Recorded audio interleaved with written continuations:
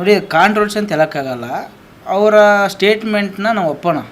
ಏನು ಚೇತನ್ ಅವರ ಸ್ಟೇಟ್ಮೆಂಟ್ ಒಪ್ಪೋಣ. ಯಾಕಂದರೆ ಅವರ ಪ್ರಶ್ನೆನ ಅವ್ರು ಇಟ್ಟಿದ್ದಾರೆ. ಆ್ಯಂಡ್ ಆ ಪ್ರಶ್ನೆ ಮುಖಾಂತರ ಅವರು ರಾಜ್ಕುಮಾರ್ ಫ್ಯಾಮಿಲಿ ಅವರನ್ನು ಅಥವಾ ಅವರ ಅಭಿಮಾನಿಗಳನ್ನು ಕೆಣಕೋ ಕೆಲಸ ಅವ್ರು ಮಾಡಿಲ್ಲ. ಆ್ಯಂಡ್ ಅವರ ಅಭಿಪ್ರಾಯನ ಅವ್ರು ಹಂಚ್ಕೊಂಡಿದ್ದಾರೆ. ಆ್ಯಂಡ್ ಈ ಬೆಳವಣಿಗೆ ಏನಾಗ್ತಿದೆ ಅಂತಂದರೆ, ಈಗ ಯಾರೊಬ್ಬರಾದರೂ ಕೂಡ ನಾವು ಬೇರೆಯವ್ರ ಅಭಿಮಾನಿಗಳಿದ್ದೀವಿ, ಆದರೆ ರಾಜ್ಕುಮಾರ್ ಮೇಲೆ ನಿಮಗೆ ಅಭಿಮಾನ ಪ್ರೀತಿ ಇತ್ತು ಅಂತಂತಂದರೆ ಜಗಳ ಆದಾಗ ಈಗ ಫಸ್ಟ್ ಆಫ್ ಆಲ್ ರಾಜ್ಕುಮಾರ್ ಅವ್ರ ಬಗ್ಗೆ ಮಾತಾಡುವಂಥ ನೈತಿಕತೆ ಯಾರಿಗೂ ಇಲ್ಲ.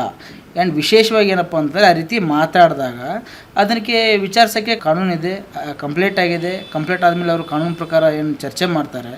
ಅದಕ್ಕೆ ಅಂತ ಫಿಲ್ಮ್ ಚೇಂಬರ್ ಇದ್ದಾರೆ, ಚೇಂಬರ್ ಕಳಿಸ್ಬಿಟ್ಟು ಬಗೆಹರಿಸ್ಕೊತಾರೆ. ಅದನ್ನು ಬಿಟ್ಟು ಮನೆ ಮುಂದೆ ಹೋಗಿ ಗಲಾಟೆ ಮಾಡುವಂಥದ್ದು, ಏಕವಚನದಲ್ಲಿ ಮಾತನಾಡುವಂಥದ್ದು, ರೌಡಿಸಮ್ ತೋರಿಸುವಂಥದ್ದು ಇದು ಯಾರಿಗೂ ಶೋಭೆ ತರುವುದಿಲ್ಲ. ಯಾಕಂದರೆ ಅವರೊಬ್ಬರು ಕನ್ನಡದ ಚಿತ್ರನಟರು ಚೇತನ್ ಹಿಂಸ ಅವರು. ಆ್ಯಂಡ್ ಈ ಏನೊಂದಿಷ್ಟು ಜನ ಹೋರಾಟಗಾರಿದ್ದಾರಲ್ಲ, ನಿಮ್ದು ಏನೇ ಅಷ್ಟು ಕೋಪ ಅಷ್ಟು ಜಗಳ ಮಾಡ್ಬೇಕಂತ ಇತ್ತು ಅಂತಂದರೆ ನೀವು ಫಿಲಮ್ ಚೇಂಬರ್ಲಿ ಹೋಗಿ ಕೂತ್ಕೊಂಡು ಬಗೆಹರಿಸ್ಕೊಳ್ಳಿ.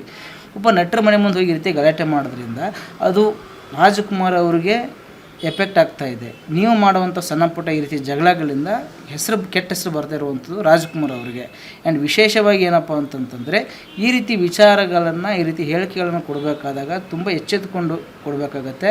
ಏನೋ ಬದುಕ್ತಾ ಇರೋದು ಡಾಕ್ಟರ್ ಬಾಬಾ ಸಾಹೇಬ್ ಅಂಬೇಡ್ಕರ್ ಅವರು ರಚಿಸಿರುವಂಥ ಸಂವಿಧಾನದಲ್ಲಿ, ಅದನ್ನು ತುಂಬ ಗಮನದಲ್ಲಿಟ್ಕೋಬೇಕು. ಯಾವುದೇ ಒಂದು ಹೇಳಿಕೆ ಕೊಡಬೇಕಾದಾಗ ಈ ರೀತಿ ನೋಡ್ಕೊಂಡು ಕೊಡಬೇಕು.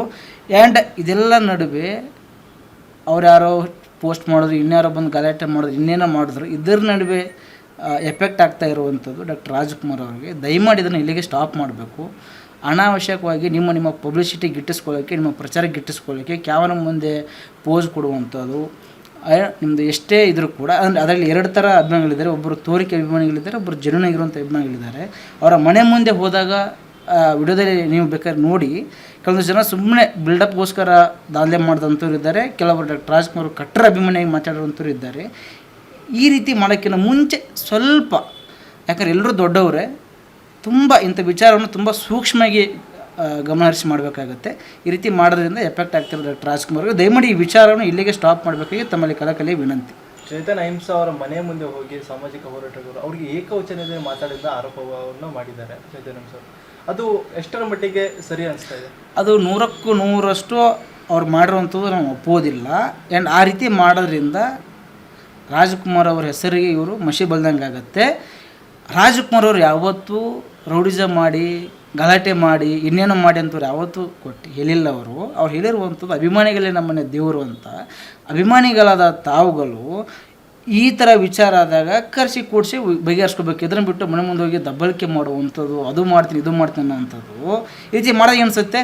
ಏನಪ್ಪ ರಾಜ್ಕುಮಾರ್ ಅಭಿಮಾನಿಗಳು ಈ ರೀತಿ ಎಲ್ಲ ಮಾಡ್ತಾರೆ, ರೌಡಿಸಮ್ ಮಾಡ್ತಾರೆ ಅನ್ನೋವಂಥ ವಿಚಾರವನ್ನು ಇವತ್ತಿಗೆ ಅದು ಜನರಿಗೆ ತಲುಪುತ್ತೆ. ಈ ರೀತಿ ಮಾಡೋಕ್ಕೆ ಹೋಗ್ಬಾರ್ದು ಅಂತ ಹೇಳೋಕ್ಕೆ ಇಷ್ಟಪಡ್ತೀನಿ. ಆ್ಯಂಡ್ ಅದು ತುಂಬ ನನ್ನ ಪ್ರಕಾರ ಅದು ಆ ರೀತಿ ಮಾಡಬಾರ್ದಾಗಿತ್ತು. ನಿಮ್ದು ಏನೇ ಇದ್ರೂ ಕೂಡ ಕೂತ್ಕೊಂಡು ಬಗೆಹರಿಸ್ಕೊಳ್ಳಿ. ನೀವು ಎಷ್ಟೇ ಗಲಾಟೆ ಎಷ್ಟೇ ಕೋಪ ಇದ್ದರೂ ಕೂಡ ಅದನ್ನು ಈ ರೀತಿ ತೋರ್ಸೋಕ್ಕೆ ಹೋಗಬೇಡಿ. ತುಂಬ ವಯಸ್ಸಾದವರು ಇದ್ದೀರಾ, ಹಿರಿಯ ಹೋರಾಟಗಾರಿದ್ದೀರಾ, ತುಂಬ ಸೂಕ್ಷ್ಮ ವಿಚಾರವನ್ನು ತುಂಬ ಸೂಕ್ಷ್ಮವಾಗಿ ಬಗೆಹರಿಸ್ಕೊಳ್ಬೇಕು. ಅದನ್ನು ಬಿಟ್ಟು ಈ ರೀತಿ ಮಾಡೋದ್ರಿಂದ ಯಾರಿಗೂ ಶೋಭೆ ತರುವುದಿಲ್ಲ. ಕೊನೆಯದಾಗಿ ಹೆಸರಿಗೆ ಎಫೆಕ್ಟ್ ಆಗ್ತಿರುವಂಥದ್ದು ಅಣ್ಣವರಿಗೆ. ಇದನ್ನು ತುಂಬ ಗಮನದಲ್ಲಿಟ್ಕೋಬೇಕು. ಹಾಗಾದರೆ ಈಗ ಚೇತನ್ ಅಹಿಂಸಾ ಅವರು ಮಾಡಿರೋ ಒಂದು ನಿಂದಿನಿಂದ ಈಗ 2.5 ಎಕರೆ ಜಮೀನನ್ನು ಕೊಡಬಾರ್ದು. ಹಾಗಾದರೆ ಕೊಡಬಾರ್ದು ಅಂತ ನಾನು ಹೇಳ್ತಾ ಇಲ್ಲ. ಯಾಕಂದರೆ ಏನು ನಮ್ಮ ಕರ್ನಾಟಕ ರೂಲ್ಸ್ ಪ್ರಕಾರ ಯಾರು ಸಾಧಕರಿದ್ದಾರೆ ಅಂದರೆ ಗೋರ್ಮೆಂಟ್ ಅವರು ಅವ್ರಿಗಂತ ಒಂದಿಷ್ಟು ಜಾಗ ಎತ್ತಿಡ್ತಾರೆ. ಅದನ್ನು ಆಗಿನ ಕಾಲದಲ್ಲಿ ರಾಜ್ಕುಮಾರ್ ಕುಟುಂಬಕ್ಕೆ ಈ ರೀತಿ ಕುಮಾರಸ್ವಾಮಿ ಇದ್ದಾಗ ಕೇಳಿದಾಗ ಪಾರ್ವತಮ್ಮನವ್ರು ಹೇಳ್ತಾರೆ ತೊಗೊಳ್ಳಿ ಅಂತಂದಾಗ ರಾಜ್ಕುಮಾರ್ ಹೇಳ್ತಾರೆ ನನಗೇನೂ ಬೇಡ, ನನಗೆ ಜಾಗನೂ ಬೇಡ, ನನಗೇನೂ ಬೇಡ ಅಂತ ಹೇಳ್ತಾರೆ. ಆಗ ಅವ್ರೇನು ಮಾಡ್ತಾರೆ ಅಂದರೆ ಅಟ್ಲೀಸ್ಟ್ ಈ ಜಾಗನ ನಾವು ಪೂರ್ಣಿಮಾಗಾದರೂ ಕೊಡೋಣ ಅಂದರೆ ರಾಜ್ಕುಮಾರ್ ಅವರ ಮಗಳು ಪೂರ್ಣಿಮಾಗಾದರೂ ಕೊಡೋಣ ಅಂತಂದಾಗ ರಾಜ್ಕುಮಾರ್ ಅವ್ರು ಏನು ಹೇಳ್ತಾರಪ್ಪ ಅಂತಂದರೆ ಅವಳಿಗೂ ಕೊಡೋದು ಬೇಡ, ಅವಳಿಗೆ ಬೇಕಾದ್ರೆ ಒಂದು ಸೈಟ್ ಕೊಡ್ಸೋಣ ನಾವು, ಇದು ಬೇಡ ಅಂತ ಹೇಳ್ತಾರೆ.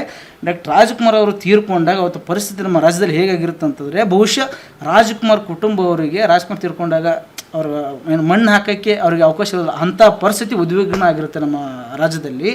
ಅವತ್ತು ಇಮಿಡಿಯೇಟ್ಲಿ ತೀರ್ಮಾನ ಆಗುತ್ತೆ. ಕುಮಾರಸ್ವಾಮಿ ಅವರು ಹೇಳ್ತಾರೆ ಇದನ್ನು ಸರ್ಕಾರದಲ್ಲಿ ಕೊಡ್ತೀವಿ, ಇದನ್ನು ನಮ್ಮ ಸರ್ಕಾರದ ಅಂತಿಮ ನಿರ್ಧಾರ ಇದು, ನಾವು ಅದೇ ಜಾಗದಲ್ಲಿ ಕಂಠೀರವ ಸ್ಟುಡಿಯೋದಲ್ಲೇ ರಾಜ್ಕುಮಾರ್ ಅವರನ್ನು ನಾವು ಅಂತ್ಯಕ್ರಿಯೆ ಮಾಡ್ತೀವಿ ಅಂತಂದಾಗ ಅವಾಗ ಇದು ಇಮಿಡಿಯೇಟ್ಲಿ ಆಗಿರುವಂಥದ್ದು. ಇದನ್ನು ರಾಜ್ಕುಮಾರ್ ಕುಟುಂಬದವರು ಬೇಡಿಕೆ ಇಟ್ಟು ತಗೊಂಡಿರುವಂಥದ್ದಲ್ಲ. ಇದನ್ನು ತುಂಬ ಗಮನ ಇರ್ಬೋದು. ಈ ವಿಚಾರ ಯಾರಿಗೂ ಗೊತ್ತಿಲ್ಲ.